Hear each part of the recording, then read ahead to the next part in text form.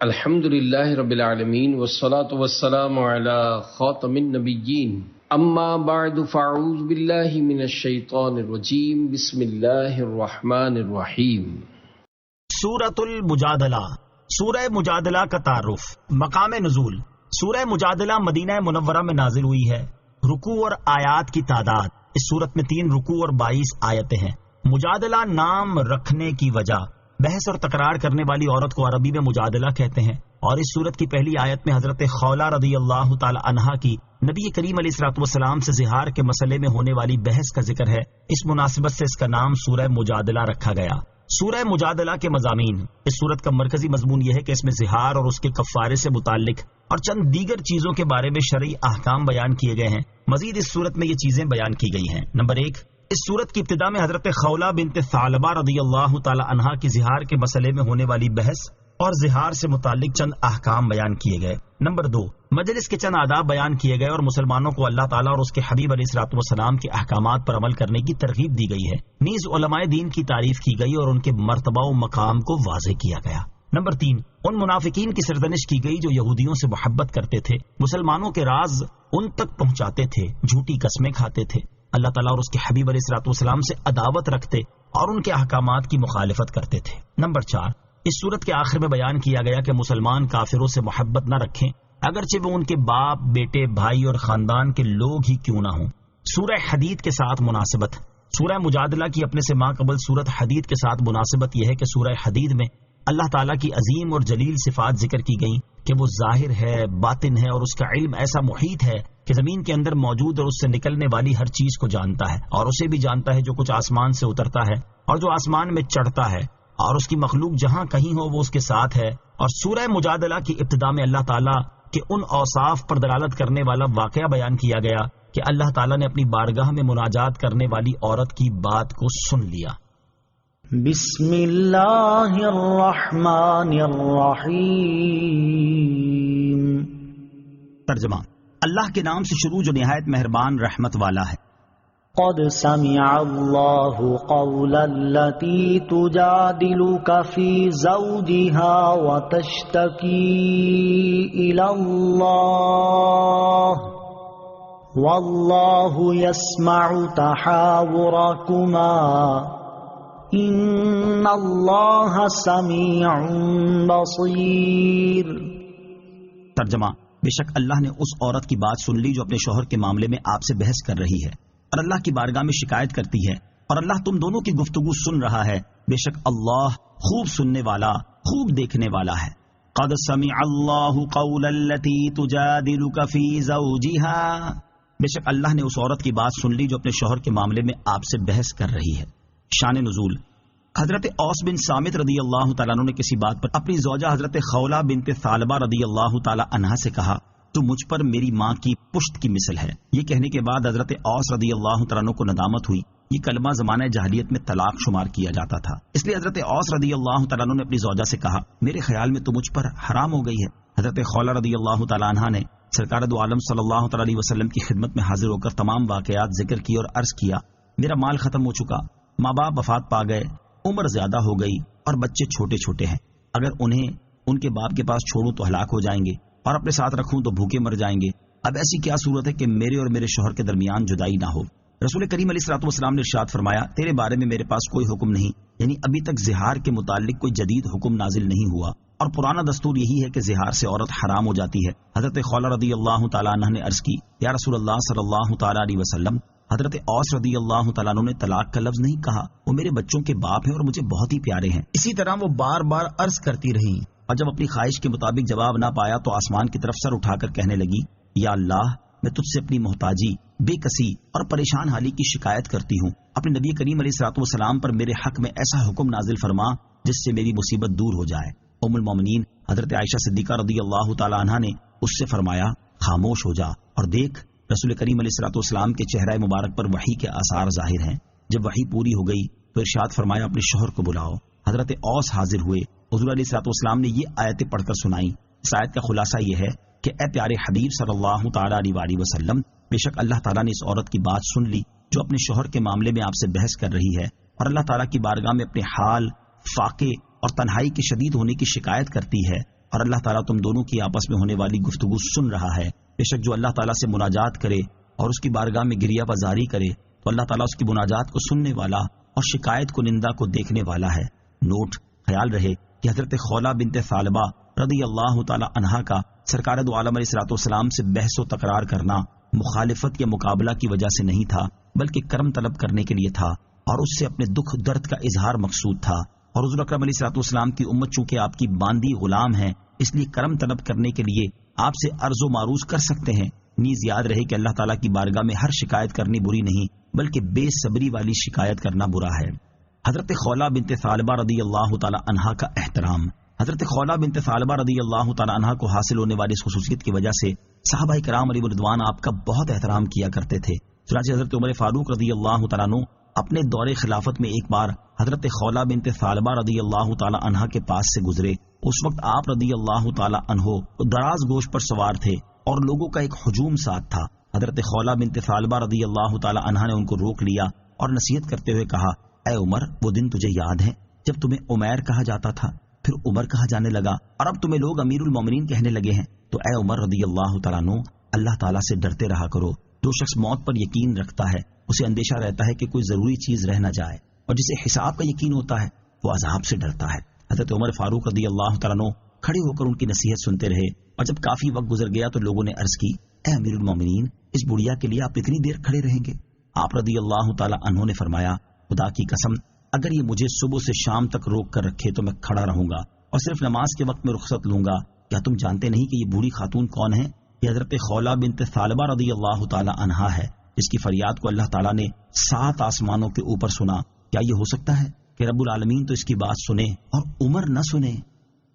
الذين يظاهرون منكم من نسائهم ما هن أمهاتهم إن أمهاتهم إلا اللائي ولدنهم وَإِنَّهُمْ لَيَقُولُونَ مُنكَرًا مِنَ الْقَوْلِ وَزُورًا وَإِنَّ اللَّهَ لَعَفُوٌّ غَفُورٌ۔ ترجمہ، تم میں سے وہ لوگ جو اپنی بیویوں کو اپنی ماں جیسی کہہ بیٹھتے ہیں، وہ ان کی مائیں نہیں، ان کی مائیں تو وہی ہیں جنہوں نے انہیں جنم دیا، اور بے شک وہ ضرور ناپسندیدہ اور بالکل جھوٹ بات کہتے ہیں، اور بے شک اللہ ضرور بہت معاف کرنے والا، بہت بخشنے والا ہے۔ الذین یظاہرون منکم من نسائہم، تم میں سے وہ لوگ جو اپنی بیویوں کو اپنی ماں جیسی کہہ بیٹھتے ہیں۔ اس آیت میں زہار کی مذمت بیان کرتے ہوئے ارشاد فرمایا گیا کہ تم میں سے وہ لوگ جو اپنی بیویوں سے زہار کرتے ہیں اور انہیں اپنی ماں جیسی کہہ بیٹھتے ہیں، یہ کہنے سے وہ ان کی مائیں نہیں ہو گئی، بلکہ ان کی مائیں تو وہی ہیں جنہوں نے انہیں جنم دیا ہے، اور بے شک زہار کرنے والے بیویوں کو ماں کہہ کر ناپسندیدہ اور بالکل جھوٹ بات کہتے ہیں۔ بیوی کو کسی طرح ماں کے ساتھ تشبیہ دینا ٹھیک نہیں، اور بے شک اللہ تعالیٰ انہیں ضرور معاف کرنے والا اور بخشنے والا ہے۔ زہار کی تعریف اور اس سے متعلق 4 شرعی احکام۔ اس آیت میں زہار کرنے والوں کا ذکر ہوا، اس مناسبت سے یہاں زہار کی تعریف اور اس سے متعلق 4 شرعی احکام سماعت کیجیے۔ چنانچہ صدر الشریعہ مفتی امجد علی اعظمی رحمۃ اللہ تعالی فرماتے ہیں، زہار کے یہ معنی ہے کہ اپنی زوجہ یا اس کی کسی جزو شائع یا ایسے جز کو جو کل سے تعبیر کیا جاتا ہو، ایسی عورت سے تشبیہ دینا جو اس پر ہمیشہ کے لیے حرام ہو، یا اس کے کسی ایسے عضو سے تشبیہ دینا جس کی طرف دیکھنا حرام ہو۔ مثلا بیوی سے کہا، تو مجھ پر میری ماں کی مثل ہے، یا یوں کہا کہ تیرا سر یا تیری گردن یا تیرا نصف میری ماں کی پیٹھ کی مثل ہے۔ اور زہار سے متعلق 4 شرعی احکام سماعت کیجیے۔ نمبر 1، جس عورت سے تشبیہ دی اگر اس کی حرمت عارضی ہے، ہمیشہ کے لیے نہیں، تو زہار نہیں ہوگا۔ مثلا جس سے تشبیہ دی وہ زوجہ کی بہن یا جس کو 3 طلاقیں دی ہیں، یا مجوسی یا بت پرست عورت ہے، یہ مسلمان یا کتابیہ ہو سکتی ہیں، اور ان کی حرمت دائمی نہ ہونا ظاہر ہے۔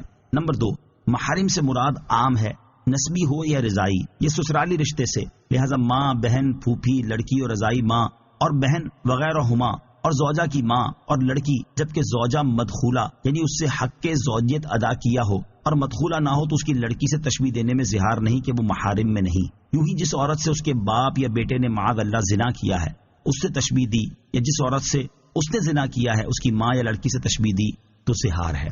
نمبر 3، عورت مرد سے زہار کے الفاظ کہے تو زہار نہیں بلکہ یہ الفاظ لغو ہیں۔ نمبر 4، زہار کا حکم یہ ہے کہ جب تک کفارہ نہ دے دے اس وقت تک اس عورت سے جماع کرنا یا شہوت کے ساتھ اس کا بوسہ لینا یا اس کو چھونا یا اس کی شرمگاہ کی طرف نظر کرنا حرام ہے، اور بغیر شہوت چھونے یا بوسہ لینے میں حرج نہیں، مگر لب کا بوسہ بغیر شہوت بھی جائز نہیں۔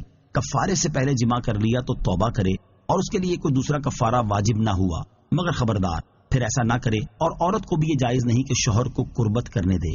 نوٹ: زہار سے متعلق مزید مسائل کی معلومات حاصل کرنے کے لیے بہار شریعت حصہ 8 سے زہار کا بیان مطالعہ فرمائیں۔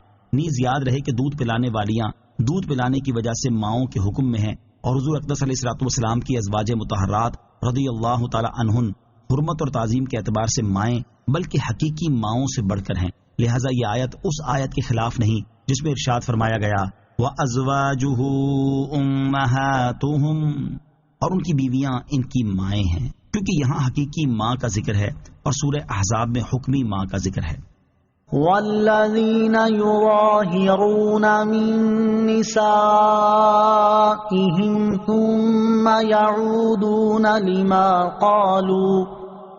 ثم يعودون لما قالوا فتحرير رقبة من قبل أن يتماسا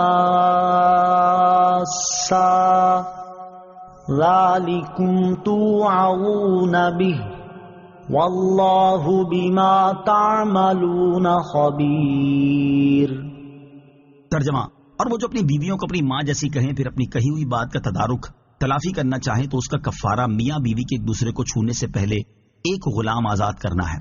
یہ وہ ہے جس کی تمہیں نصیحت کی جاتی ہے اور اللہ تمہارے کاموں سے خوب خبردار ہے۔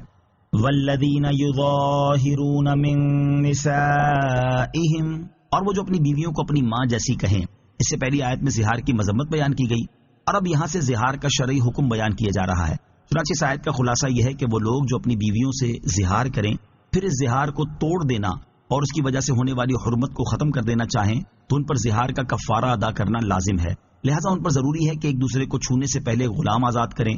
یہ وہ حکم ہے جس کے ذریعے تمہیں نصیحت کی جاتی ہے تاکہ تم دوبارہ زہار نہ کرو اور اللہ تعالیٰ کے عذاب سے ڈرو، اور یہ بات یاد رکھو کہ اللہ تعالیٰ تمہارے کاموں سے خبردار ہے اور وہ تمہیں ان کی جزا دے گا، لہٰذا اللہ تعالیٰ نے تمہارے لیے شریعت کی جو حدود مقرر کی ہیں ان کی حفاظت کرو اور کسی حد کو نہ توڑو۔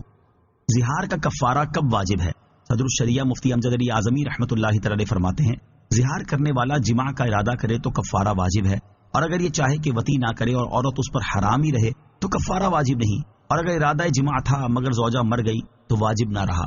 جب غلام پر قدرت ہے اگرچہ وہ خدمت کا غلام ہو تو کفارہ آزاد کرنے ہی سے ہوگا، اور اگر غلام کی استطاعت نہ ہو، خام ملتا نہیں یا اس کے پاس دام نہیں تو کفارے میں پے در پے یعنی مسلسل 2 مہینے کے روزے رکھے، اور اگر اس کے پاس خدمت کا غلام ہے یا مدیون یعنی مقروض ہے اور دین یعنی قرض ادا کرنے کے لیے غلام کے سوا کچھ نہیں تو ان صورتوں میں بھی روزے وغیرہ سے کفارہ ادا نہیں کر سکتا بلکہ غلام ہی آزاد کرنا ہوگا۔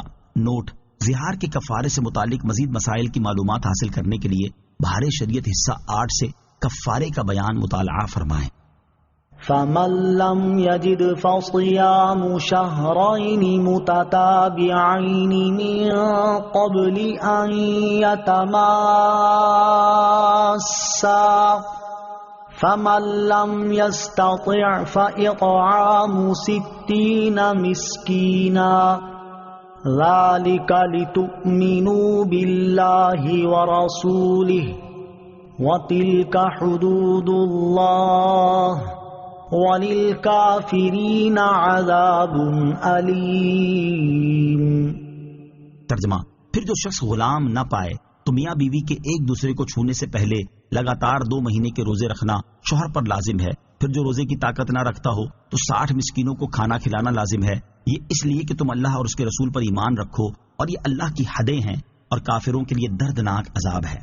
فَمَن لَّمْ يَجِدْ، پھر جو شخص غلام نہ پائے۔ اس آیت میں زہار کے کفارے کی مزید 2 صورتیں بیان کی جا رہی ہیں، چنانچہ آیت کا خلاصہ یہ ہے کہ پھر جسے غلام نہ ملے تو اس صورت میں زہار کا کفارہ یہ ہے کہ میاں بیوی کے ایک دوسرے کو چھونے سے پہلے لگاتار 2 مہینے کے روزے رکھنا شوہر پر لازم ہے۔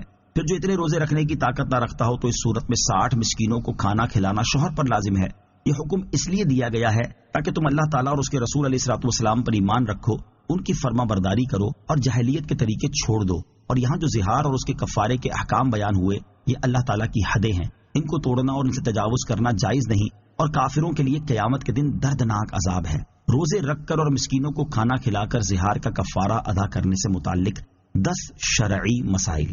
یہاں آیت میں کفارے کی بیان کردہ 2 صورتوں سے متعلق 10 شرعی احکام سماعت کیجیے۔ نمبر 1، روزے سے کفارہ ادا کرنے میں یہ شرط ہے کہ نہ اس مدت کے اندر ماہ رمضان ہو، نہ عید الفطر، نہ عید الاضحیٰ، نہ ایام تشریق۔ ہاں اگر مسافر ہے تو ماہ رمضان میں کفارے کی نیت سے روزہ رکھ سکتا ہے، مگر وہ ایام جن میں روزہ رکھنا ممنوع ہے ان میں کسی بھی روزہ رکھنے کی اجازت نہیں۔ نمبر 2، روزے اگر پہلی تاریخ سے رکھے تو دوسرا مہینہ ختم ہونے پر کفارہ ادا ہو گیا، اگرچہ دونوں مہینے 29 دن کے ہوں، جبکہ اگر پہلی تاریخ سے نہ رکھے ہوں تو 60 پورے رکھنے ہوں گے، اور اگر 15 روزے رکھنے کے بعد چاند ہوا تو پھر اس مہینے کے روزے رکھ لیے اور یہ 29 دن کا مہینہ ہو، اس کے بعد 15 دن اور رکھ لیے کہ 59 دن ہوئے، جب بھی کفارہ ادا ہو جائے گا۔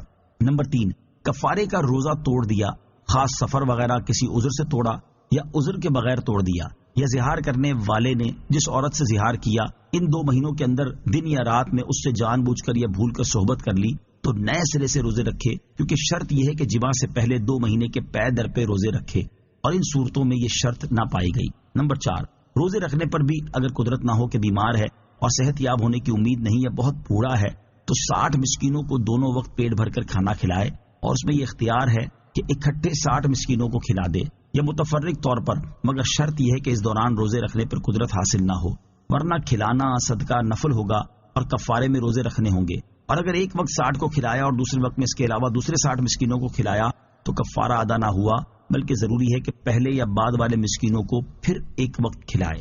نمبر 5، شرط یہ ہے کہ جن مسکینوں کو کھانا کھلایا ہو ان میں کوئی ایسا نابالغ نہ ہو جو بالغ ہونے کے قریب ہو۔ ہاں اگر ایک جوان کی پوری خوراک کا اسے مالک کر دیا تو کافی ہے۔ نمبر 6، یہ بھی ہو سکتا ہے کہ ہر مسکین کو صدقہ فطر کی مقدار یعنی نصف سا تقریباً 2 کلو گندم یا 1 سا تقریباً 4 کلو جو یا ان کی قیمت کا مالک کر دیا جائے، مگر مباح کر دینا کافی نہیں بلکہ مالک بنانا ضروری ہے، اور یہ انہی لوگوں کو دے سکتے ہیں جنہیں صدقہ فطر دے سکتے ہیں۔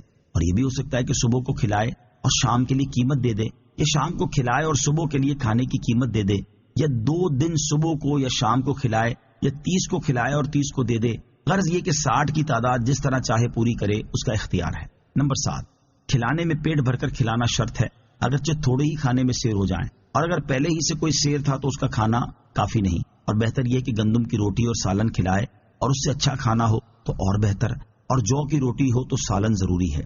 نمبر 8، ایک مسکین کو 60 دن تک دونوں وقت کھلایا یا ہر روز صدقہ فطر کی مقدار اسے دے دیا جب بھی کفارہ ادا ہو گیا، اور اگر ایک ہی دن میں ایک مسکین کو سب دے دیا یا ایک دفعہ میں یا 60 دفعہ کر کے یا اس کو سب مباح کرنے کے طور پر دیا تو صرف اس ایک دن کا ادا ہوا۔ یوں ہی اگر 30 مساکین کو ایک سا گندم دی یا 2 سا جو دیے تو صرف 30 کو دینا قرار پائے گا، یعنی 30 مساکین کو پھر دینا پڑے گا۔ یہ اس صورت میں ہے کہ ایک دن میں دیے ہوں، اور اگر 2 دنوں میں دیے ہوں تو جائز ہے۔ نمبر 9، 120 مسکینوں کو ایک وقت کھانا کھلا دیا تو کفارہ ادا نہ ہوا، بلکہ ضروری ہے کہ ان میں سے 60 کو پھر ایک وقت کھلائے، خواہ اسی دن یا کسی دوسرے دن، اور اگر وہ نہ ملے تو دوسرے 60 مسکینوں کو دونوں وقت کھلائے۔ نمبر 10، زہار میں یہ ضروری ہے کہ قربت سے پہلے 60 مساکین کو کھلا دے، اور اگر ابھی پورے 60 مساکین کو کھلا نہیں چکا ہے اور درمیان میں وطی کر لی تو اگرچہ یہ حرام ہے، مگر جتنوں کو کھلا چکا ہے وہ باطل نہ ہوا، باقیوں کو کھلا دے، نئے سرے سے پھر 60 کو کھلانا ضروری نہیں۔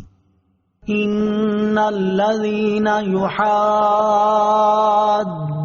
الله ورسوله كبتوا كما كبت الذين من قبلهم وقد انزلنا آيات بينات وللكافرين عذاب مهين۔ ترجمہ، بے شک وہ لوگ جو اللہ اور اس کے رسول کی مخالفت کرتے ہیں انہیں ذلیل اور رسوا کر دیا جائے گا جیسے ان سے پہلے لوگ ذلیل اور رسوا کر دیے گئے، اور بے شک ہم نے روشن آیتیں اتاری اور کافروں کے لیے رسوا کر دینے والا عذاب ہے۔ ان الذين يحادون الله ورسوله، بے شک وہ لوگ جو اللہ اور اس کے رسول کی مخالفت کرتے ہیں۔ اس سے پہلی آیت میں اللہ تعالیٰ کی حدوں کی حفاظت اور دین اسلام کے دیے ہوئے احکام کی پابندی کرنے کی تاکید کی گئی، اور اس آیت میں ان لوگوں کے لیے وعید بیان کی گئی ہے جو ان کی مخالفت کرتے اور ان کا انکار کرتے ہیں۔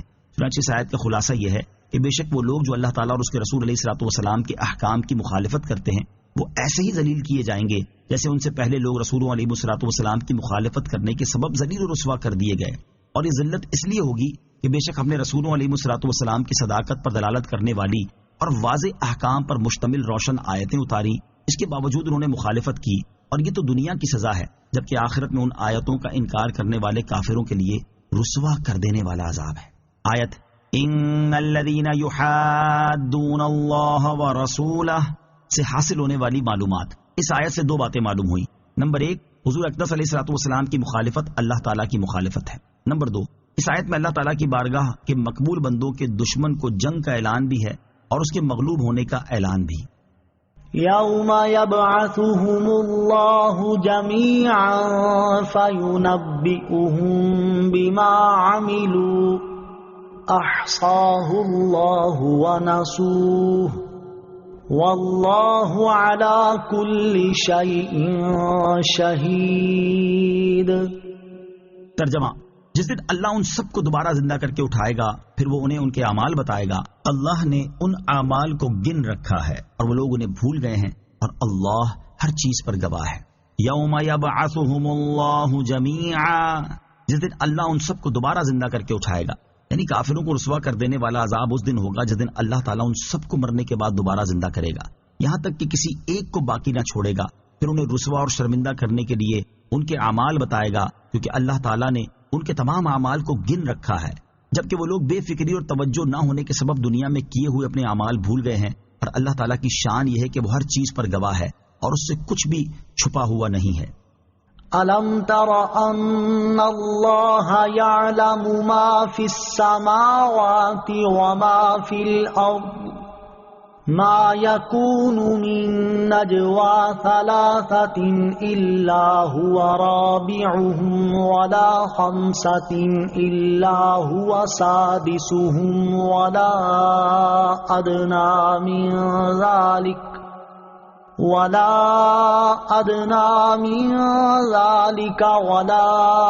أكثر إلا هو معهم أينما كانوا ثم ينبئهم بما عملوا يوم القيامة إن الله بكل شيء عليم۔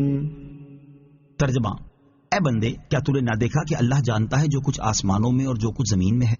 جہاں کہیں 3 شخصوں کی سرگوشی ہو تو ان میں چوتھا اللہ ہی ہے، اور 5 کی سرگوشی ہو تو وہ اللہ ہی ان کا چھٹا ہوتا ہے، اور اس سے کم اور اس سے زیادہ جتنے بھی لوگ ہوں اللہ ان کے ساتھ ہوتا ہے۔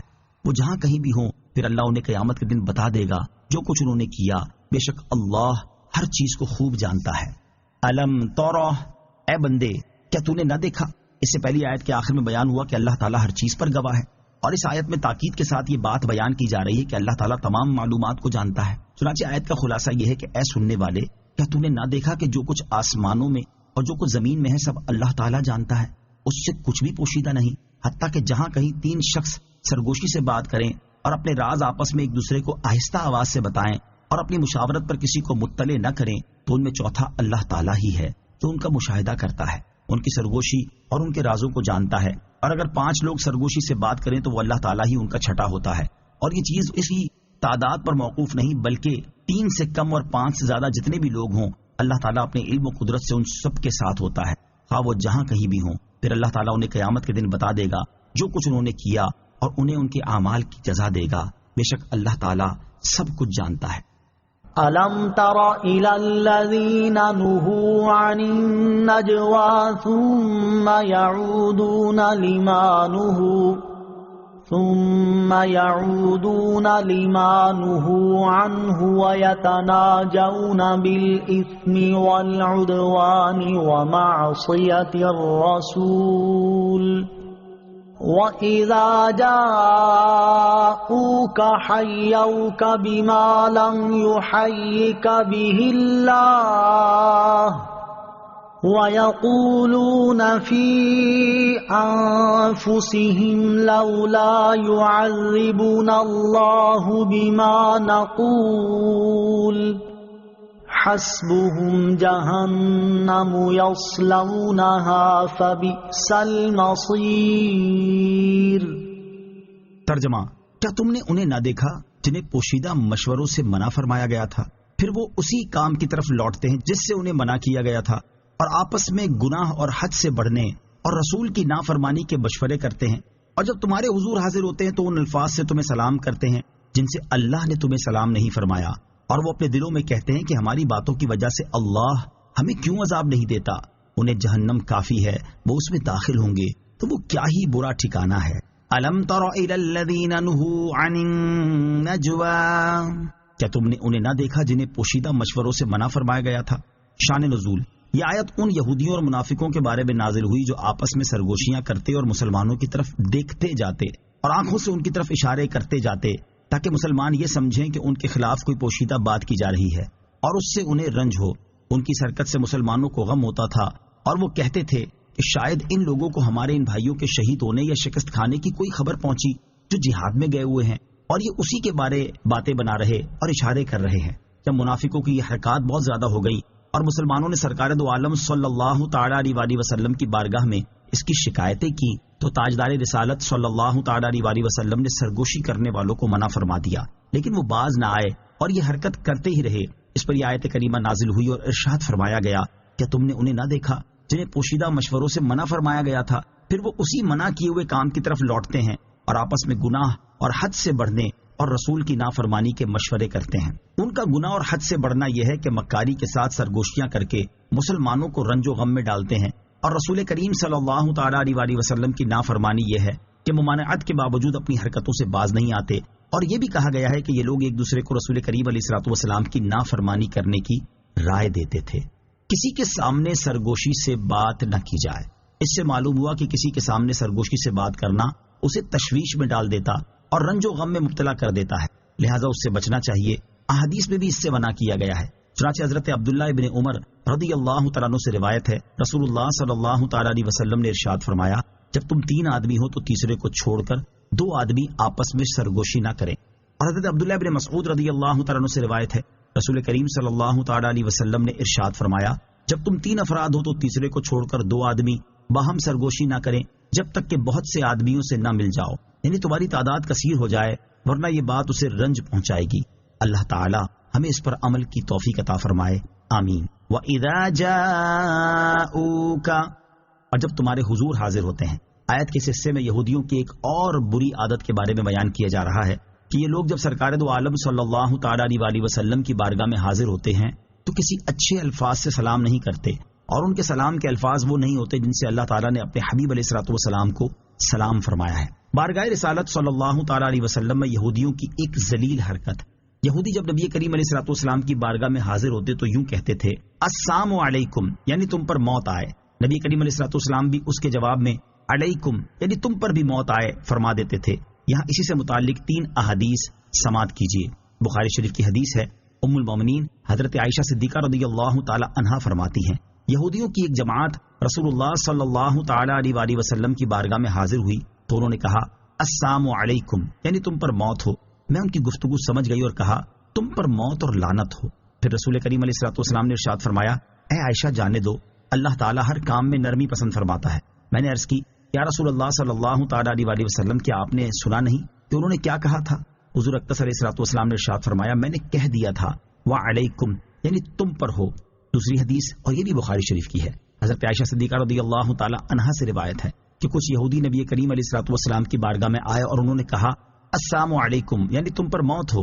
حضرت عائشہ صدیقہ رضی اللہ تعالی عنہا نے انہیں جواب دیتے ہوئے کہا، تمہارے اوپر موت ہو، اللہ تعالیٰ تم پر لعنت کرے اور تم پر اللہ تعالیٰ غضب فرمائے۔ حضور اکرم علیہ الصلوۃ والسلام نے ارشاد فرمایا، اے عائشہ جانے دو اور نرمی اختیار کرو، کج خلقی اور بدگوئی سے بچو۔ حضرت عائشہ رضی اللہ تعالی عنہا نے عرض کی، جو انہوں نے کہا وہ آپ نے سنا نہیں؟ ارشاد فرمایا کہ تم نے وہ نہیں سنا جو میں نے کہا، میں نے وہی بات ان پر لوٹا دی تھی، بس ان کے بارے میں میرے الفاظ شرف قبولیت حاصل کر گئے اور میرے بارے میں ان کے الفاظ قبول نہیں ہوئے۔ حدیث نمبر 3، ترمذی شریف کی حدیث، حضرت انس رضی اللہ تعالیٰ عنہ فرماتے ہیں، ایک یہودی نبی کریم علیہ الصلوۃ والسلام اور صحابہ کرام علیہ رضوان کی مجلس میں آیا اور اس نے کہا، السلام علیکم۔ صحابہ کرام نے اسے جواب دیا تو آپ نے ارشاد فرمایا، تم جانتے ہو کہ اس نے کیا کہا؟ صحابہ کرام نے عرض کی، اللہ تعالیٰ اور اس کا رسول صلی اللہ تعالی علیہ وسلم زیادہ جانتے ہیں۔ یا رسول اللہ صلی اللہ تعالی علیہ وسلم، ہمارے خیال میں اس نے سلام کیا تھا۔ ارشاد فرمایا، نہیں، بلکہ اس نے یوں کہا، السلام علیکم، یعنی تم پر موت ہو، وہ چلا گیا ہے، تم اسے واپس لے کر آؤ۔ صحابہ کرام علیہ رضوان اسے واپس لے کر آئے تو آپ نے ارشاد فرمایا، تم نے السلام علیکم کہا تھا؟ اس نے جواب دیا جی ہاں۔ اس وقت آپ نے ارشاد فرمایا جب اہل کتاب میں سے کوئی شخص تمہیں سلام کرے تو تم کہو علیک ما قلت، یعنی تم پر وہی نازل ہو جو تم نے کہا ہے۔ پھر آپ نے یہ آیت تلاوت فرمائی وَإِذَا جَاءُوكَ حَيَّوْكَ بِمَا لَمْ يُحَيِّكَ بِهِ اللَّهُ۔ ترجمہ، اور جب تمہارے حضور حاضر ہوتے ہیں تو ان الفاظ سے تمہیں سلام کرتے ہیں جن سے اللہ نے تمہیں سلام نہیں فرمایا۔ وَيَقُولُونَ فِي أَنفُسِهِمْ، اور وہ اپنے دلوں میں کہتے ہیں۔ آیت کے اس حصے میں یہودیوں کے بارے میں ایک اور بات بیان کی گئی ہے کہ وہ اپنے دلوں میں کہتے ہیں ہماری باتوں کی وجہ سے اللہ تعالی ہمیں کیوں عذاب نہیں دیتا۔ اس سے ان کی مراد یہ تھی کہ اگر حضرت محمد مصطفیٰ صلی اللہ تعالی علیہ وسلم نبی ہوتے تو ہماری اس گستاخی پر اللہ تعالیٰ ہمیں عذاب دیتا۔ اس کے جواب میں اللہ تعالیٰ ارشاد فرماتا ہے انہیں عذاب کے طور پر جہنم کافی ہے جس میں یہ داخل ہوں گے، تو یہ ان کا کیا ہی برا انجام ہے۔ مراد یہ ہے کہ ہر چیز کا ایک وقت مقرر ہے، اگر کسی جرم پر فوراً عذاب نہ آئے تو یہ مانا نہیں کہ وہ جرم نہیں، بلکہ اس کا جرم ہونا اپنی جگہ برقرار ہے، اور عذاب اس لیے نازل نہیں ہوا کہ ابھی اس کا وقت نہیں آیا، اور جب وقت آ جائے گا تو عذاب میں تاخیر نہ کی جائے گی، لہذا فوری عذاب نازل نہ ہونے کی وجہ سے کوئی دھوکہ نہ کھائے۔ یا ایھا الذین آمنوا اذا تناجیتم فلا تتناجوا بالاثم والعدوان ومعصیۃ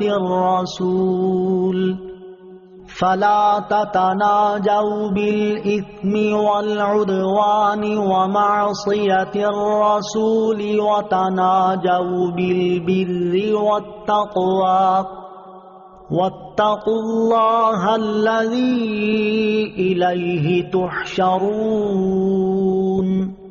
ترجمہ، اے ایمان والو، جب تم آپس میں مشورہ کرو تو گناہ اور حد سے بڑھنے اور رسول کی نافرمانی کا مشورہ نہ کرو، اور نیکی اور پرہیزگاری کا مشورہ کرو، اور اس اللہ سے ڈرو جس کی طرف تمہیں اکٹھا کیا جائے گا۔ یا ایھا الذین آمنوا اذا تناجیتم، اے ایمان والو جب تم آپس میں مشورہ کرو۔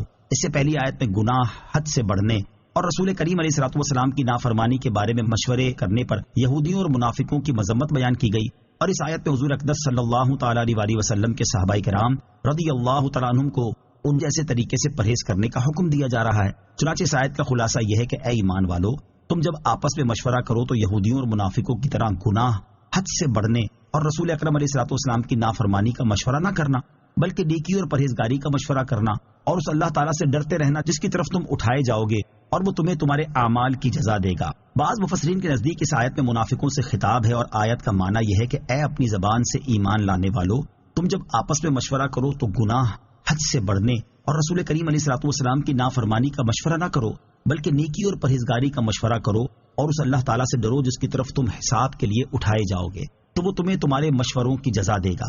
آیت یا ایھا الذین آمنوا اذا تناجیتم سے حاصل ہونے والی معلومات۔ اس آیت سے 4 باتیں معلوم ہوئی۔ نمبر 1، مسلمان صلاح مشورے مسلمانوں ہی سے کریں، کفار سے نہ کریں اور انہیں اپنا مشیر وغیرہ نہ بنائیں۔ نمبر 2، آپس میں مشورے بھی اچھے ہی کریں، برے نہ کریں۔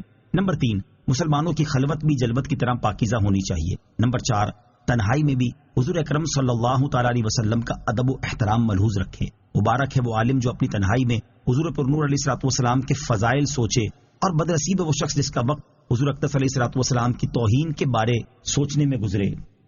انما النجوى من الشيطان ليحزن الذين آمنوا وليس بضارهم شيئا إلا بإذن الله وعلى الله فليتوكل المؤمنون۔ ترجمہ، وہ پوشیدہ مشورہ تو شیطان ہی کی طرف سے ہے تاکہ وہ ایمان والوں کو غمگین کرے، اور وہ اللہ کے حکم کے بغیر ایمان والوں کا کچھ بھی نہیں بگاڑ سکتا، اور مسلمانوں کو تو اللہ ہی پر بھروسہ کرنا چاہیے۔ انما النجوى من الشیطان، پوشیدہ مشورہ تو شیطان ہی کی طرف سے ہے۔ ارشاد فرمایا کہ وہ مشورہ تو شیطان ہی کی طرف سے ہے جس میں گناہ، حد سے بڑھنا اور رسول کریم صلی اللہ تعالی علیہ وسلم کی نافرمانی ہو، اور شیطان اپنے دوستوں کو اس پر ابھارتا ہے تاکہ وہ ایمان والوں کو غمگین کر دے، اور وہ اللہ تعالیٰ کے حکم کے بغیر مسلمانوں کا کچھ نہیں بگاڑ سکتا، اور مسلمانوں کو اللہ تعالیٰ ہی پر بھروسہ کرنا چاہیے، کیونکہ اللہ تعالیٰ پر بھروسہ کرنے والا نقصان میں نہیں رہتا۔ يا أيها الذين آمنوا إذا قيل لكم تفسحوا في المجالس فافسحوا يفسح الله لكم وَإِذَا قِيلَ انشُزُوا فَانشُزُوا يَرْفَعِ اللَّهُ الَّذِينَ آمَنُوا مِنكُمْ وَالَّذِينَ أُوتُوا الْعِلْمَ دَرَجَاتٍ وَاللَّهُ بِمَا تَعْمَلُونَ خَبِيرٌ۔ ترجمہ: اے ایمان والو، جب تم سے کہا جائے کہ مجلسوں میں جگہ کشادہ کرو تو جگہ کشادہ کر دو، اللہ تمہارے لیے جگہ کشادہ فرمائے گا، اور جب کہا جائے کھڑے ہو جاؤ تو کھڑے ہو جایا کرو، اللہ تم میں سے ایمان والوں کے اور ان کے درجات بلند فرماتا ہے جنہیں علم دیا گیا، اور اللہ تمہارے کاموں سے خوب خبردار ہے۔ یا ایھا الذین آمنوا، اے ایمان والو۔ شان نزول: نبی کریم علیہ الصلوۃ والسلام غزوہ بدر میں حاضر ہونے والے صحابہ کرام علیہ رضوان کی عزت کرتے تھے۔ ایک روز چند بدری صحابہ کرام رضی اللہ تعالیٰ عنہم ایسے وقت پہنچے جبکہ مجلس شریف بھر چکی تھی۔ انہوں نے حضور اقدس علیہ الصلوۃ والسلام کے سامنے کھڑے ہو کر سلام عرض کیا۔ حضور پرنور علیہ الصلوۃ والسلام نے جواب دیا، پھر انہوں نے حاضرین کو سلام کیا تو انہوں نے جواب دیا، پھر وہ اس انتظار میں کھڑے رہے کہ ان کے لیے مجلس شریف میں جگہ بنائی جائے، مگر کسی نے جگہ نہ دی۔ سرکار دو عالم علیہ الصلوۃ والسلام کو یہ چیز گراں گزری تو آپ نے اپنے قریب والوں کو اٹھا کر ان کے لیے جگہ بنا دی۔ اٹھنے والوں کو اٹھنا شاق ہوا تو اس پر یہ آیت کریمہ نازل ہوئی اور ارشاد فرمایا گیا، اے ایمان والو، جب تم سے کہا جائے کہ مجلسوں میں جگہ کشادہ کرو تو جگہ کشادہ کر دو، اللہ تعالیٰ تمہارے لیے جنت میں جگہ کشادہ فرمائے گا، اور جب تمہیں اپنی جگہ سے کھڑے ہونے کا کہا جائے تاکہ جگہ کشادہ ہو جائے تو کھڑے ہو جایا کرو، اللہ تعالیٰ اپنی اور اپنے حبیب علیہ الصلوۃ والسلام کی اطاعت کے باعث تم میں سے ایمان والوں کے اور ان کے درجات بلند فرماتا ہے جن کو علم دیا گیا ہے، اور اللہ تعالیٰ تمہارے کاموں سے خبردار ہے۔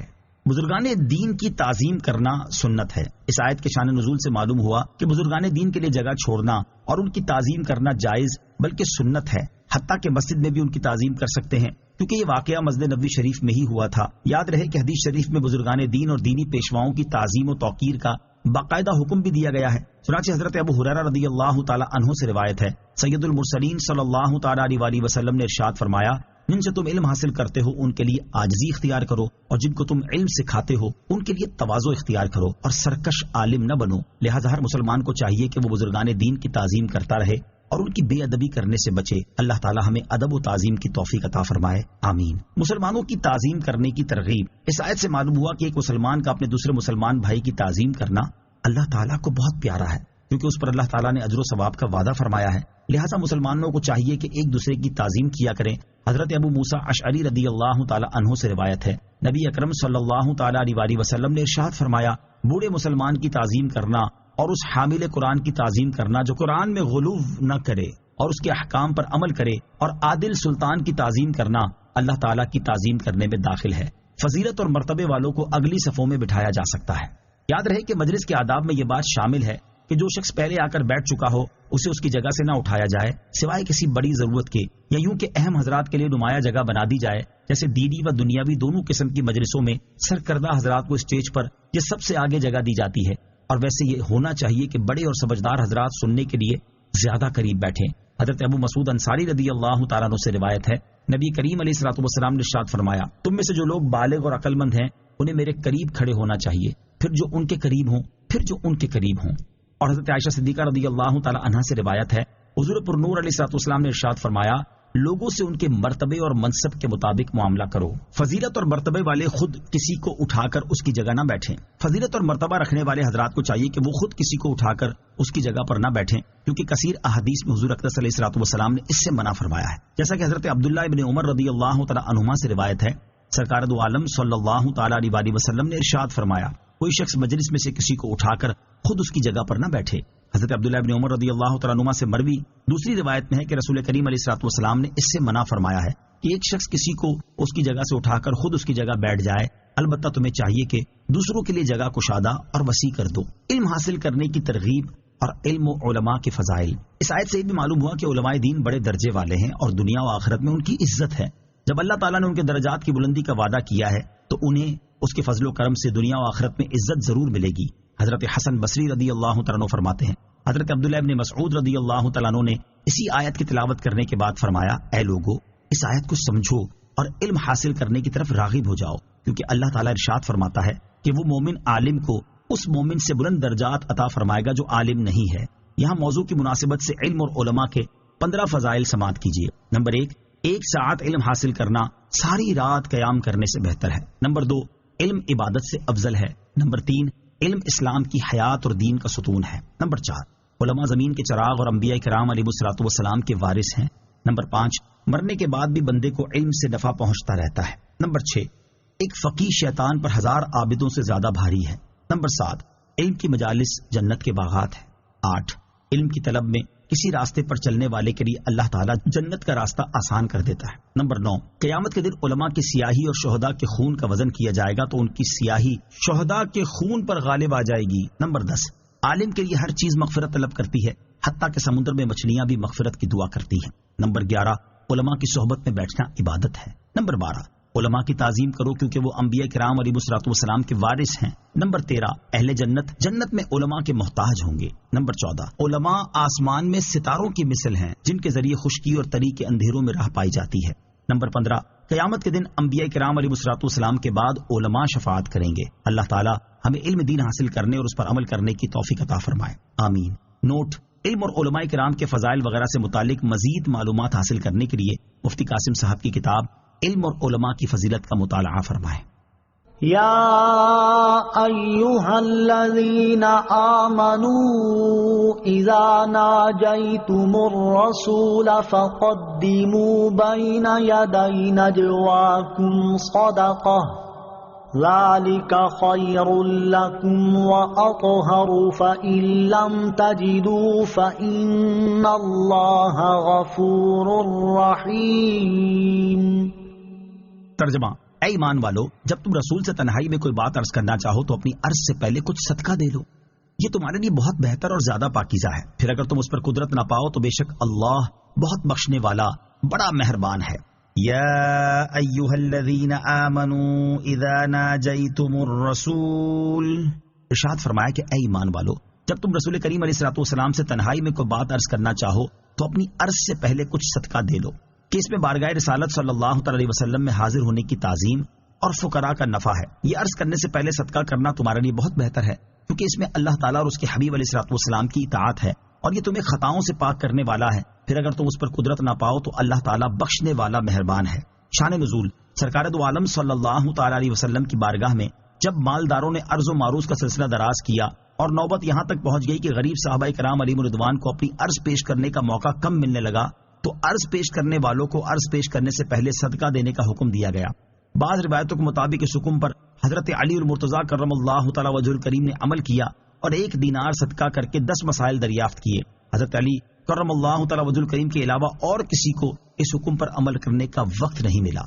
اولیاء کرام کے مزارات پر شیرینی لے جانے کی دلیل: اس آیت مبارکہ سے یہ ثابت ہوتا ہے کہ اولیاء کرام رحمت اللہ تعالی کے مزارات پر صدقہ کرنے کے لیے شیرینی وغیرہ لے کر جانا جائز ہے۔ چنانچہ صدر الافاضل مفتی نعیم الدین مراد آبادی رحمت اللہ تعالی فرماتے ہیں، حضرت مترجم قدس سرہ یعنی سیدی اعلیٰ حضرت امام احمد رضا خان رحمت اللہ تعالی نے فرمایا کہ اس کی اصل ہے جو مزارات اولیاء پر تصدق کے لیے شیرینی وغیرہ لے جاتے ہیں۔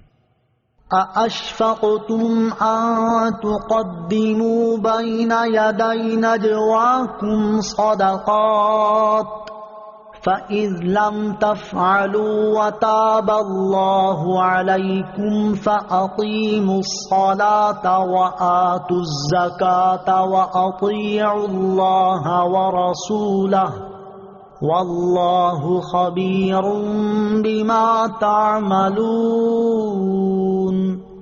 ترجمہ: کیا تم اس بات سے ڈر گئے کہ تم اپنی عرض سے پہلے کچھ صدقے دو؟ پھر جب تم نے یہ نہ کیا اور اللہ نے اپنی مہربانی سے تم پر رجوع فرمایا تو تم نماز قائم رکھو اور زکوٰۃ دو اور اللہ اور اس کے رسول کے فرما بردار رہو، اور اللہ تمہارے کاموں کی خوب خبر رکھنے والا ہے۔ اَأَشْفَقْتُمْ أَن تُقَدِّمُوا بَيْنَ يَدَيْ نَجْوَاكُمْ صَدَقَاتٍ، کیا تم اس بات سے ڈر گئے کہ تم اپنی عرض سے پہلے کچھ صدقے دو؟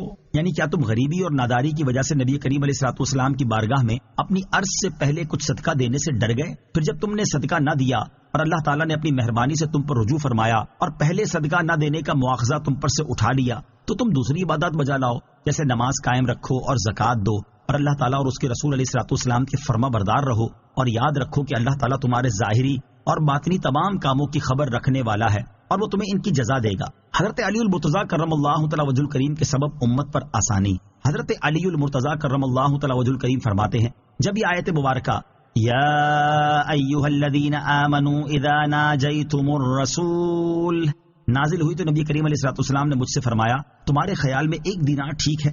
میں نے عرض کی لوگ اتنے کی طاقت نہیں رکھیں گے۔ ارشاد فرمایا نصف دینار۔ میں نے عرض کی یہ بھی نہیں دے سکیں گے۔ نبی پاک علیہ الصلوۃ والسلام نے ارشاد فرمایا پھر کتنا ہونا چاہیے؟ میں نے عرض کی جو کے 1 دانے کے برابر۔ ارشاد فرمایا تم تو بڑے تنگ دست ہو۔ پھر یہ آیت نازل ہو گئی، اشفقتم ان تقدموا بین یدی نجواکم صدقات۔ حضرت علی المرتضیٰ کرم اللہ تعالی وجہ الکریم فرماتے ہیں، پس میرے سبب سے اللہ تعالیٰ نے اس امت پر آسانی فرما دی۔ أَلَمْ تَرَ إِلَى الَّذِينَ تَوَلَّوْا قَوْمًا غَضِبَ اللَّهُ عَلَيْهِمْ مَا هُمْ مِنكُمْ وَلَا مِنْهُمْ وَيَحْلِفُونَ عَلَى الْكَذِبِ وَهُمْ يَعْلَمُونَ۔ ترجمہ، کیا تم نے ان لوگوں کو نہ دیکھا جنہوں نے ان لوگوں کو دوست بنا لیا جن پر اللہ نے غضب فرمایا؟ وہ نہ تم میں سے ہیں اور نہ ہی ان میں سے، اور وہ جان بوجھ کر جھوٹی بات پر قسم کھاتے ہیں۔ الم تر الی الذین، کیا تم نے ان لوگوں کو نہ دیکھا؟ شان نزول، یہ آیت ان منافقوں کے بارے میں نازل ہوئی جنہوں نے یہودیوں سے دوستی کی اور ان کی خیر خواہی میں لگے رہتے اور مسلمانوں کے راز ان سے کہتے۔ ان کے بارے میں ارشاد فرمایا گیا کہ اے سننے والے، کیا تم نے ان لوگوں کو نہ دیکھا جنہوں نے یہودیوں کو دوست بنا لیا جن پر اللہ تعالیٰ نے غضب فرمایا ہے، اور ان کا حال یہ ہے کہ نہ مسلمان ہیں نہ یہودی بلکہ منافق ہیں۔ منافقوں کے تذبذب کا حال، منافقوں کے اسی تذبذب کا حال بیان کرتے ہوئے ایک اور مقام پر اللہ تعالیٰ نے ارشاد فرمایا، مذبذبین بین ذلک لا الہ ہؤلاء ولا الہ ہؤلاء وَمَن يُضْلِلِ اللَّهُ فَلَن تَجِدَ لَهُ سَبِيلًا۔ ترجمہ، درمیان میں ڈگمگا رہے ہیں، نہ ان کی طرف ہیں نہ ان کی طرف، اور جسے اللہ گمراہ کرے تو تم اس کے لیے کوئی راستہ نہ پاؤ گے۔ اور حضرت عبداللہ ابن عمر رضی اللہ تعالیٰ عنہما سے روایت ہے، نبی کریم صلی اللہ تعالیٰ علیہ وسلم نے ارشاد فرمایا، منافقوں کی مثال اس بکری جیسی ہے جو 2 ریوڑوں کے درمیان متردد ہو، کبھی اس ریوڑ میں جاتی ہے اور کبھی اس ریوڑ میں۔ وَيَحْلِفُونَ عَلَى الْكَذِبِ وَهُمْ يَعْلَمُونَ، اور وہ جان بوجھ کر جھوٹی بات پر قسم کھاتے ہیں۔ شان نزول، یہ آیت عبداللہ بن نبتل منافق کے بارے میں نازل ہوئی جو رسول کریم صلی اللہ تعالی علیہ وسلم کی مجلس میں حاضر رہتا اور یہاں کی بات یہودیوں کے پاس پہنچاتا۔ ایک روز حضور اقدس صلی اللہ تعالی علیہ وسلم دولت سرائے اقدس میں تشریف فرما تھے۔ آپ نے ارشاد فرمایا، اس وقت ایک آدمی آئے گا جس کا دل انتہائی سخت ہے اور وہ شیطان کی آنکھوں سے دیکھتا ہے۔ تھوڑی دیر بعد عبداللہ بن نبتل آیا، اس کی آنکھیں نیلی تھیں۔ حضور اکرم علیہ الصلوۃ والسلام نے اس سے ارشاد فرمایا، تو اور تیرے ساتھی ہمیں کیوں گالیاں دیتے ہیں؟ وہ قسم کھا گیا کہ ایسا نہیں کرتا اور اپنے یاروں کو بھی لے آیا، انہوں نے بھی قسم کھائی کہ ہم نے آپ کو گالی نہیں دی۔ اس پر یہ آیت کریمہ نازل ہوئی، اعد اللہ لهم عذابا شدیدا انہم ساء ما كانوا يعملون اتخذوا ایمانهم جنتا فصدوا عن سبیل اللہ فلهم عذاب مہین لن تغنی عنهم اموالهم ولا اولادهم من اللہ شیئا اولئک اصحاب النار هم فیہا خالدون۔ ترجمہ، اللہ نے ان کے لیے سخت عذاب تیار کر رکھا ہے، بے شک وہ بہت ہی برے کام کرتے ہیں۔ انہوں نے اپنی قسموں کو ڈھال بنا لیا ہے، تو انہوں نے اللہ کی راہ سے روکا تو ان کے لیے رسوا کر دینے والا عذاب ہے۔ ان کے مال اور ان کی اولاد اللہ کے سامنے انہیں ہرگز کچھ کام نہ دیں گے، وہ دوزخی ہیں، وہ اس میں ہمیشہ رہیں گے۔ اعد اللہ لهم عذابا شدیدا، اللہ نے ان کے لیے سخت عذاب تیار کر رکھا ہے۔ اس آیت اور اس کے بعد والی 2 آیات کا خلاصہ یہ ہے کہ منافقوں کے اس طرز عمل کی وجہ سے اللہ تعالیٰ نے ان کے لیے سخت عذاب تیار کر رکھا ہے۔ بے شک وہ لوگ بہت ہی برے کام کرتے ہیں، اور ان کے برے کاموں میں سے ایک یہ ہے کہ انہوں نے اپنی جھوٹی قسموں کو اپنی جان و مال کی حفاظت کے لیے ڈھال بنا لیا ہے، پھر اپنی حیلہ سازی سے دوسروں کو بھی اللہ تعالیٰ کی راہ میں جہاد کرنے اور دین اسلام میں داخل ہونے سے روکتے ہیں، تو ان کے کفر اور راہ خدا سے روکنے کی بنا پر ان کے لیے آخرت میں رسوا کر دینے والا عذاب ہے۔ ان کے مال اور ان کی اولاد اللہ تعالیٰ کے سامنے انہیں کچھ کام نہ دیں گے، اور قیامت کے دن انہیں عذاب الہی سے بچا نہ سکیں گے. وہ دوزخی ہیں اور اس میں ہمیشہ رہیں گے. يوم يبعثهم الله جميعا فيحلفون له كما يحلفون لكم ويحسبون أنهم على شيء ألا إنهم هم الكاذبون. ترجمہ: جس دن اللہ ان سب کو اٹھائے گا تو اس کے حضور بھی ایسے ہی قسمیں کھائیں گے جیسے تمہارے سامنے کھا رہے ہیں، اور وہ یہ سمجھتے ہیں کہ وہ کسی چیز پر ہیں. خبردار، بے شک وہی جھوٹے ہیں. یوم یبعثهم اللہ جمیعا، جس دن اللہ ان سب کو اٹھائے گا، یعنی وہ دن یاد کریں جس دن اللہ تعالیٰ ان سب منافقوں کو اٹھائے گا تو اس کی بارگاہ میں بھی قسمیں کھائیں گے کہ دنیا میں ہم مخلص مومن تھے، منافق نہ تھے، جیسے آج تمہارے سامنے دنیا میں کھا رہے ہیں. اور وہ اپنی جھوٹی قسموں کو کارآمد سمجھتے ہیں کہ ان کی بدولت بچ جائیں گے، حالانکہ ایسا ہرگز نہ ہوگا. خبردار، بے شک وہی اپنی قسموں میں جھوٹے ہیں، اور ایسے جھوٹے کہ دنیا میں بھی جھوٹ بولتے رہے اور آخرت میں بھی بولیں گے. رسول کریم علیہ الصلوۃ والسلام کے سامنے بھی جھوٹ بولا اور قیامت کے دن خدا کے سامنے بھی جھوٹ بولیں گے. استحوذ عليهم الشيطان فأنساهم ذكر الله أولئك حزب الشيطان ألا إن حزب الشيطان هم الخاسرون. ترجمہ: ان پر شیطان غالب آ گیا تو اس نے انہیں اللہ کی یاد بھلا دی. وہ شیطان کا گروہ ہیں، سن لو، بے شک شیطان کا گروہ ہی خسارہ پانے والا ہے. استحوذ علیہم الشیطان، ان پر شیطان غالب آ گیا، یعنی منافقوں کا یہ حال اس لیے ہوا کہ ان پر شیطان غالب آ گیا ہے، جس کی وجہ سے ان کی اپنی سوچ سمجھ ختم ہو چکی ہے. شیطان انہیں جن کاموں میں چاہتا ہے لگا دیتا ہے، اور جب ان کی یہ حالت ہوگی تو پھر انہیں اللہ تعالیٰ کے ذکر کی کب پرواہ ہوگی، اور یہ کب اپنے رب عز و جل کو یاد کریں گے. وہ منافق شیطان کے گروہ ہیں، اور سن لو، بے شک شیطان کا گروہ ہی خسارہ پانے والا ہے کہ جنت کی دائمی نعمتوں سے محروم اور جہنم کے ابدی عذاب میں گرفتار ہوگا. شیطان کے غلبے کی ایک علامت تفسیر مدارک میں ہے. شاہ کرمانی رحمۃ اللہ تعالی فرماتے ہیں، بندے پر شیطان کے غالب آنے کی علامت یہ ہے کہ شیطان اسے کھانے پینے اور پہننے میں مشغول کر دیتا ہے. بندے کے دل کو اللہ تعالیٰ کی نعمتوں اور اس کے انعامات میں غور و فکر کرنے اور ان نعمتوں کا شکر ادا کرنے سے غافل کر دیتا ہے. بندے کو اس کے رب تعالیٰ کا ذکر کرنے سے غافل کر کے جھوٹ، غیبت اور بہتان تراشی میں مصروف کر دیتا ہے، اور بندے کے دل میں دنیا کا مال جمع کرنے اور دنیا سنوارنے کی لگن ڈال کر اسے غور و فکر کرنے اور اپنے انجام کے بارے میں سوچنے سے غافل کر دیتا ہے. ان علامات کو سامنے رکھتے ہوئے ہر مسلمان کو چاہیے کہ وہ اپنے حال اور اپنے اعمال پر غور کرے. اگر اس میں مذکورہ بالا علامات نہیں پائی جاتی تو اللہ تعالیٰ کا شکر ادا کرے اور اس سے مزید توفیق اور استقامت حاصل ہونے کی دعا کرتا رہے. اور اگر اس میں یہ علامات پائی جاتی ہیں تو اسے چاہیے کہ فوراً ہوشیار ہو جائے اور اپنے اوپر سے شیطان کا غلبہ دور کرنے کی کوششوں میں مصروف ہو جائے، تاکہ قیامت کے دن شیطان کے گروہ میں شامل ہونے اور ان جیسے برے انجام سے بچ سکے. اللہ تعالیٰ ہمارے حال پر رحم فرمائے اور ہمیں شیطان پر غلبہ نصیب فرمائے. آمین. ان الذين يحادون الله ورسوله اولئك في الاذلين. ترجمہ: بے شک وہ لوگ جو اللہ اور اس کے رسول کی مخالفت کرتے ہیں وہ سب سے زیادہ ذلیلوں میں ہیں. ان الذين يحادون الله ورسوله، بے شک وہ لوگ جو اللہ اور اس کے رسول کی مخالفت کرتے ہیں، یعنی بے شک وہ لوگ جو اللہ تعالیٰ اور اس کے رسول علیہ الصلوۃ والسلام سے عداوت رکھتے اور ان کے احکامات کی مخالفت کرتے ہیں، وہ اللہ تعالیٰ کے نزدیک سب سے زیادہ ذلیل لوگوں میں شامل ہیں. اس سے معلوم ہوا کہ حضور اکرم علیہ الصلوۃ والسلام کی مخالفت اللہ تعالیٰ کی مخالفت ہے، کیونکہ زمانہ رسالت کے کفار و منافقین اپنے گمان میں اللہ تعالیٰ کی مخالفت نہیں کرتے تھے، بلکہ کافر تو کفر بھی یہ سمجھ کر کرتا تھا کہ اللہ تعالیٰ اس سے راضی ہے. البتہ وہ حضور پرنور علیہ الصلوۃ والسلام کی مخالفت کرتے ہیں اور اسے اللہ تعالیٰ نے اپنی مخالفت فرمایا ہے. كتب الله لأغلبن أنا ورسلي إن الله قوي عزيز. ترجمہ: اللہ لکھ چکا ہے کہ ضرور میں غالب آؤں گا، اور میرے رسول بے شک اللہ قوت والا سب پر غالب ہے.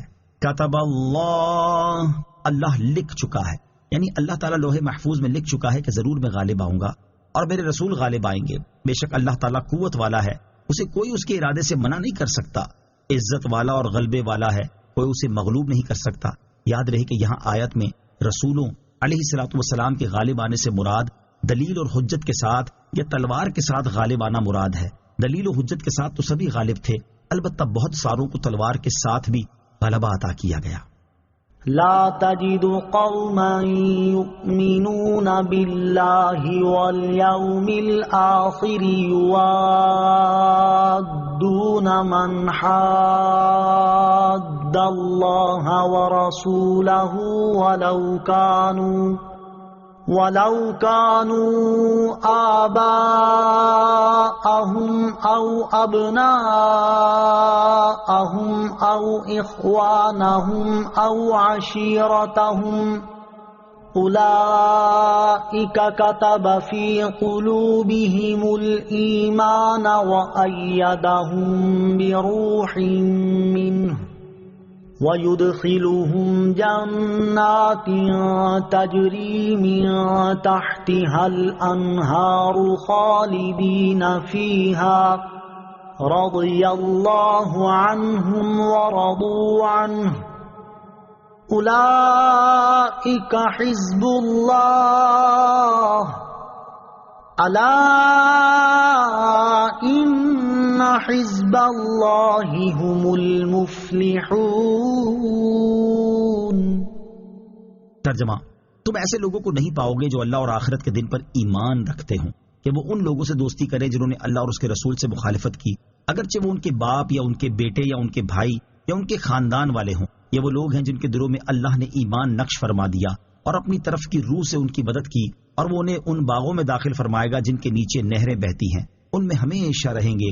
اللہ ان سے راضی ہوا اور وہ اللہ سے راضی ہوئے۔ یہ اللہ کی جماعت ہے، سن لو، اللہ کی جماعت ہی کامیاب ہے۔ لا تجد قوما یؤمنون باللہ والیوم الآخر، تم ایسے لوگوں کو نہیں پاؤ گے جو اللہ اور آخرت کے دن پر ایمان رکھتے ہوں۔ کافروں سے دوستی کے بارے میں منافقوں کا حال بیان کرنے کے بعد یہاں سے مخلص ایمان والوں کا حال بیان کیا جا رہا ہے کہ اے پیارے حبیب صلی اللہ تعالیٰ علیہ وسلم، جو لوگ اللہ تعالیٰ اور آخرت کے دن پر سچا ایمان رکھتے ہیں، آپ انہیں ایسا نہیں پائیں گے کہ وہ ان لوگوں سے دوستی کریں جنہوں نے اللہ تعالیٰ اور اس کے رسول علیہ الصلوۃ والسلام سے مخالفت کی، یعنی ان سے یہ ہو ہی نہیں سکتا اور ان کی یہ شان ہی نہیں اور ان کا ایمان اس کو گوارا ہی نہیں کرتا کہ خدا اور رسول کے دشمن سے دوستی کرے، اگرچہ وہ ان کے باپ یا بیٹے یا بھائی یا خاندان والے ہوں۔ یہ وہ لوگ ہیں جن کے دلوں میں اللہ تعالیٰ نے ایمان نقش فرما دیا ہے اور اپنی طرف کی روح سے ان کی مدد کی، اور وہ انہیں ان باغوں میں داخل فرمائے گا جن کے نیچے نہریں بہتی ہیں، ان میں ہمیشہ رہیں گے۔ اللہ تعالیٰ ان کے ایمان، اخلاص اور طاعت کے سبب ان سے راضی ہوا، اور وہ اللہ تعالیٰ کی رحمت اور اس کے کرم سے راضی ہوئے۔ یہ اللہ تعالیٰ کی جماعت ہے، سن لو، اللہ تعالیٰ کی جماعت ہی کامیاب ہے کہ یہ جہنم کے عذاب سے محفوظ رہیں گے اور جنت کی عظیم الشان دائمی نعمتیں ہمیشہ کے لیے پائیں گے۔ مسلمان اللہ تعالیٰ اور اس کے حبیب علیہ الصلوۃ والسلام کے گستاخوں سے دوستی نہیں کر سکتا۔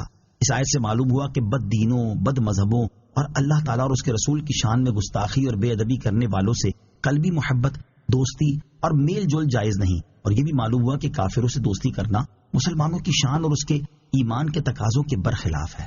اعلیٰ حضرت امام احمد رضا خان رحمت اللہ تعالی فرماتے ہیں، اس آیت کریمہ میں صاف فرما دیا کہ جو اللہ یا رسول کی جناب میں گستاخی کرے، مسلمان اس سے دوستی نہ کرے گا۔ اس کا صریح مفاد ہوا کہ جو اس سے دوستی کرے گا وہ مسلمان نہ ہوگا۔ پھر اس حکم کا قطعاً عام ہونا بالتصریح ارشاد فرمایا کہ باپ، بیٹے، بھائی، عزیز سب کو گنایا، یعنی کوئی کیسا ہی تمہارے زوم میں معظم یا کیسا ہی تمہیں بالطبع محبوب ہو، ایمان ہے تو گستاخی کے بعد اس سے محبت نہیں رکھ سکتے، اس کی وقعت نہیں مان سکتے، ورنہ مسلمان نہ رہو گے۔ مولا سبحانہ و تعالیٰ کا اتنا فرمانا ہی مسلمان کے لیے بس تھا، مگر دیکھو وہ تمہیں اپنی رحمت کی طرف بلاتا، اپنی عظیم نعمتوں کا لالچ دلاتا ہے کہ اللہ اور اس کے رسول کی عظمت کے آگے تم نے کسی کا پاس نہ کیا، کسی سے علاقہ نہ رکھا، تمہیں کیا کیا فائدے حاصل ہوں گے۔ نمبر 1، اللہ تعالیٰ تمہارے دلوں میں ایمان نقش کر دے گا، جس میں انشاءاللہ تعالیٰ حسن خاتمہ کی بشارت جلیلہ ہے کہ اللہ کا لکھا نہیں مٹتا۔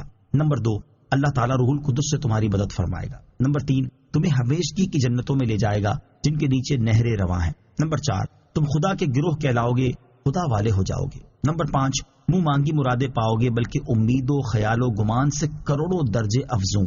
نمبر 6، سب سے زیادہ یہ کہ اللہ تم سے راضی ہوگا۔ نمبر 7، یہ کہ فرماتا ہے میں تم سے راضی، تم مجھ سے راضی۔ بندے کے لیے اس سے زائد اور کیا نعمت ہوتی کہ اس کا رب اس سے راضی ہو، مگر انتہائی بندہ نوازی یہ کہ فرمایا اللہ ان سے راضی اور وہ اللہ سے راضی۔ مسلمانوں، خدا لگتی کہنا اگر آدمی کروڑ جانے رکھتا ہو اور وہ سب کی سب ان عظیم دولتوں پر نثار کر دے تو وہ اللہ کے مفت پائیں۔ پھر زید و عمر سے علاقۂ تعظیم و محبت یک لخت قطع کر دینا کتنی بڑی بات ہے، جس پر اللہ تعالیٰ ان بے بہا نعمتوں کا وعدہ فرما رہا ہے، اور اس کا وعدہ یقیناً سچا ہے۔ اللہ تعالیٰ اور اس کے حبیب علیہ الصلوۃ والسلام کے دشمنوں کے ساتھ صحابہ کرام علیہم رضوان کا کردار۔ اس آیت میں مخلص ایمان والوں کا ایک وصف یہ بیان ہوا کہ وہ اللہ تعالیٰ اور اس کے رسول کی مخالفت کرنے والوں سے دوستی نہیں کرتے، اگرچہ وہ ان کے کیسے ہی قریبی رشتہ دار کیوں نہ ہوں۔ چنانچہ صحابہ کرام علیہم رضوان نے اپنے عمل سے یہ ثابت کر کے دکھایا کہ انہیں اللہ تعالیٰ اور اس کے رسول کے مقابلے میں رشتہ داری کا کوئی لحاظ نہیں۔ چنانچہ منقول ہے کہ حضرت ابو عبیدہ بن جراح رضی اللہ تعالیٰ عنہ نے جنگ احد میں اپنے باپ جراح کو قتل کیا۔ حضرت ابو بکر صدیق رضی اللہ تعالیٰ عنہ نے جنگ بدر کے دن اپنے بیٹے عبد الرحمن کو لڑائی کے لیے طلب کیا، لیکن رسول کریم علیہ الصلوۃ والسلام نے انہیں اس جنگ کی اجازت نہ دی۔ حضرت مصعب بن عمیر رضی اللہ تعالیٰ عنہ نے اپنے بھائی عبید بن عمیر کو قتل کیا۔ حضرت عمر بن خطاب رضی اللہ تعالیٰ عنہ نے اپنے ماموں عاص بن ہشام بن مغیرہ کو جنگ بدر کے دن قتل کیا۔ حضرت علی المرتضیٰ کرم اللہ تعالیٰ وجہ الکریم، حضرت حمزہ، حضرت ابو عبیدہ رضی اللہ تعالیٰ عنہما نے ربیہ کے بیٹوں عتبہ اور شیبہ کو اور ولید بن عتبہ کو بدر میں قتل کیا، جو ان کے رشتہ دار تھے۔ اس آیت سے ان لوگوں کو درس عبرت حاصل کرنا چاہیے جو اپنے دنیاوی مفادات کی خاطر صلح کلیت کے قائل ہوتے ہیں اور اللہ عز و جل اور اس کے رسول صلی اللہ تعالیٰ علیہ وسلم کے دشمنوں کے ساتھ دوستیاں نبھاتے ہیں۔ اللہ تعالیٰ سے دعا ہے کہ اس تفسیر کو عوام اور خواص سبھی مسلمانوں کے لیے نفع بخش اور فائدہ مند بنائے، اور اسے مسلمانوں کی اعتقادی، علمی اور عملی اصلاح کا بہترین ذریعہ بنائے، اور اس کے صدقے میرے والدین، میرے عزیز رشتہ داروں، اساتذہ کرام، دوست احباب، دیگر متعلقین اور معاونین کی بے حساب بخشش و مغفرت فرمائے، آمین ثم آمین۔ صدق اللہ العظیم۔